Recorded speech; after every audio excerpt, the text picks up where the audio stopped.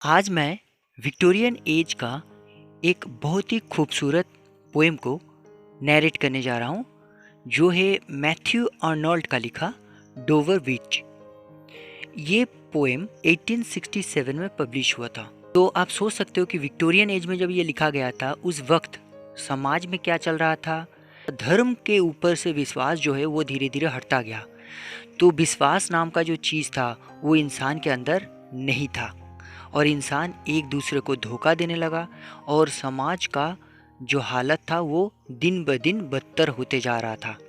जबकि धर्म को ज़्यादा प्रायोरिटी नहीं दिया गया था, तो उस वक्त क्या हो रहा था, समाज में ख़राब चीज़ें बढ़ रही थी, और इंसान एक दूसरे के ऊपर जो ट्रस्ट था, जो फेथ था, वो ख़त्म हो रहा था। उसी के ऊपर बेस करके ये जो पोएम है लिखा गया था। तो ये एक ड्रामेटिक मोनोलॉग है, जिसमें पोएट जो है वो किसी एक विषय के ऊपर बोल रहे हैं, और कोई एक लिसनर है जो ये सारी बातें सुन रहे हैं। इसीलिए इसे ड्रामेटिक मोनोलॉग कहा जाता है। ये भी कहा जाता है कि पोएट जो है वो कभी इंग्लैंड के किसी होटल में ठहरे थे, और वहाँ से ये जो डोवर बीच जो बीच था वो समुंदर किनारे उस होटल की खिड़की से देख रहे थे, और उनके साथ उनकी बिलेवेड भी थे, और ये सारी बातें वो अपने बिलेवेड को बता रहे हैं। तो आइए इस पोएम को शुरू करते हैं। The sea is calm tonight, देखो समुंदर कितनी शांत है। The sea is calm tonight, देखो समुंदर कितनी शांत है। द टाइड इज़ फुल, ज्वार जो है वो पूर्ण है। The moon lies fair upon the straits, और समुंदर के ऊपर चाँद की जो रोशनी है वो एकदम फेयर है, मतलब एकदम जगमगाती हुई चाँद है, खिली हुई चाँद है, और चाँद की जो रोशनी है वो समुंदर के ऊपर गिर रही है। On the French coast the light gleams and is gone. अब पोएट जो है वो इंग्लैंड में है, डोवर बीच समुंदर किनारे, लेकिन उन्हें वो अब इंग्लैंड से फ्रांस की जो कोस्ट है, जो तट है समुंदर की फ्रांस की, वो ज़्यादा दूरी पर नहीं है, तो पोएट को वहाँ से दिखाई दे रहे हैं। तो वो वहीं से फ्रांस की कोस्ट को, समुद्र की तट को देख रहे हैं, और उन्हें दिखाई दे रहा है कि वहाँ पर एक रोशनी, फ्रेंच की जो कोस्ट है, समुद्र की जो तट है, वहाँ पर भी एक लाइट रोशनी ग्लिम्स चमक रही है, एंड इज़ गॉन, फिर वो गायब भी हो जा रही है। The clips of England stand, और वो फिर वापस इंग्लैंड के बारे में कह रहा है कि क्लिप्स का मतलब होता है पहाड़ी। तो इंग्लैंड की जो पहाड़ी है, देखो ये खड़ा है, ग्लिमरिंग एंड वास्ट, और ये पहाड़ भी जैसे चांद की रोशनी से चमक रहा है। एंड वास्ट मतलब विशाल आकार का पहाड़ इंग्लैंड की ये खाड़ी में खड़ा है। आउट इन द ट्रैंक्विल बे, बे का मतलब होता है खाड़ी, ट्रैंक्विल मतलब शांत। तो इंग्लैंड की जो ये पहाड़ है, सारे के सारे पहाड़ जैसे चांद की रोशनी में विशाल आकार दिख रहा है और चमक रहा है, और शांत खाड़ी में ये पहाड़ जो है ये खड़ा है। कम टू द विंडो, और वो बुला रहे किसी को। मैंने आपको पहले ही कहा कि ये जो है वो उनकी बिलेवेड है, तो वो अपने बिलेवेड को बुला रहे हैं और कह रहे हैं कि इधर आओ, खिड़की के सामने आओ। Sweet is the night air, देखो रात की जो हवा है वो कितनी सुहानी है। Only from the long line of spray where the sea meets the moon blanched land, सब कुछ शांत है, हवाएं शांत है, ये जो खाड़ी है ये शांत है, समुंदर की जो तट है वो भी शांत है, लेकिन only from the long line of spray, केवल लॉन्ग लाइन स्प्रे का मतलब होता है समुंदर लहरें होती है, समुंदर की जो लहरें होती है वो जब तट की तरफ आती है तो देखिएगा एक लॉन्ग लाइन बन जाता है, एक लॉन्ग लाइन बन जाता है। स्प्रे का मतलब होता है समुंदर का पानी। ये जो लॉन्ग लाइन स्प्रे, जो समुंदर की जो लहरें हैं, जब वो तट की तरफ आ रहा है, where the sea meets the moon blast land, और यहीं पर लग रहा है जब ये लहरें आके जब लैंड से मिल रही है।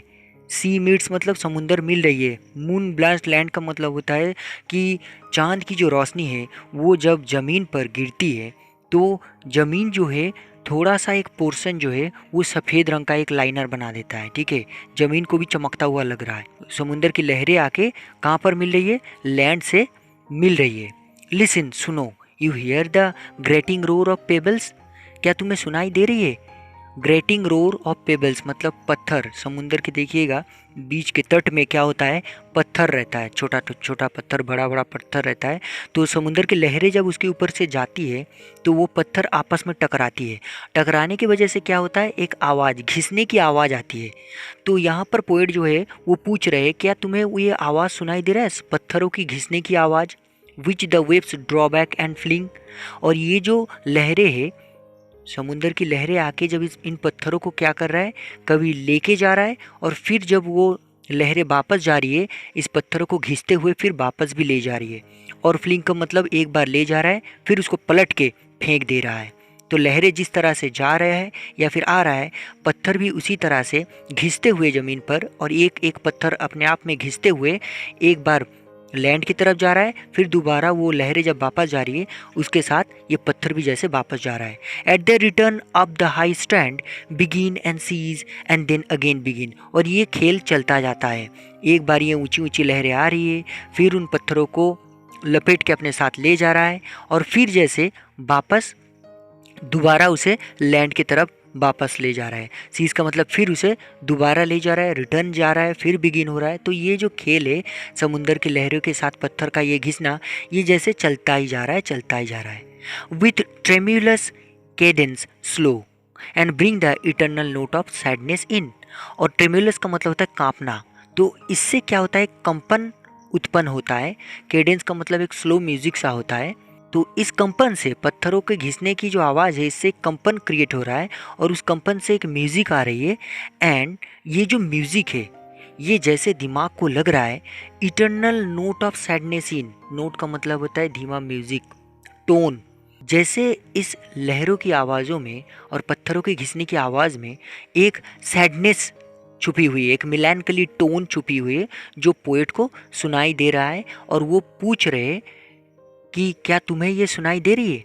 उसके बाद वाला स्टांजा में पोएट बता रहे, Sophocles long ago heard it on the Aegean. Aegean भी एक समुंदर है और पोएट फिर इसको लिंक करता है एक बहुत, सोफोक्लेस जो ग्रीक से लिया गया है, एक ग्रीक फिलासफर थे, उनके बारे में बताया जाए कि उनको भी शायद हज़ारों साल पहले, लॉन्ग एगो मतलब बहुत साल पहले, हज़ारों साल पहले ये आवाज़ें सुनाई दिया था। ठीक है, जब वो एजन के समुंदर के तट में बैठे थे, सोफोक्लेस को भी ये आवाज़ें सुनाई दी थी। And it brought into his mind. और ये आवाज़ें सुन के उनकी जो माइंड है उनको लगा था द टर्बिड एव and flow of human misery. ये जो लहरें आ रही है, जा रही है, और ये जो आवाज़ें हैं, जो मिलैंकली, जो सैडनेस है, जैसे कि ये लिंक है कौन सी चीज़ से, ऑफ ह्यूमन मिजरी। इंसान की जो ज़िंदगी में जो उतार चढ़ाव है, जो कष्ट है, दुख है, उसकी जैसे टोन इस समुंदर की लहरों में शायद सोफोक्लिस को सुनाई दी थी। We find also in the sound of thought. हमें भी वही आवाज़ें सुनाई दे रही है इस डोवर बीच के तट में जब हम लोग सुन रहे हैं। और ये आवाज़ जैसे हमारे दिमाग में भी वही साउंड क्रिएट कर रहा है, hearing it by this distant northern sea. और हम लोग जब ये आवाज़ें सुन रहे हैं यहाँ पर इतनी डिस्टेंट में, नॉर्दर्न सी मतलब डोवर बीच के किनारे बैठे, इस नॉर्दर्न सी के किनारे बैठे हमें भी शायद वो सेम आवाज़ हम लोग अगर चाहे तो ढूंढ सकते हैं जैसे आवाज़, जिस आवाज़ को सोफोक्लेस ने सुने थे। नेक्स्ट स्टांजा में पोएट बताते हैं, the sea of faith was once. Sea of faith का मतलब इंसान में जो विश्वास था, जो ट्रस्ट था, उसे यहाँ पर सी ऑफ फेथ कहा जा रहा है। अभी इस वक्त वो फेथ ख़त्म हो चुकी है क्योंकि ये विक्टोरियन एज चल रहा था। इंसान को सिर्फ तरक्की चाहिए थी, धर्म के मामले में वो पीछे हट गए थे। धर्म का जो पल्ला था वो झुकने लगा था, वो खाली होता गया था। तो इसीलिए पोएट बता रहे हैं कि एक वक्त था फेथ का भी समुंदर यहाँ पर हुआ करता था। Too at the full and round our shore. और यहीं पर किनारे पे जैसे ये लहरी की आवाज़ सुनाई दे रही है, उस वक्त भी ये जो ज्वार था वो फुल था, लेकिन वो समुंदर था फेथ की समुंदर।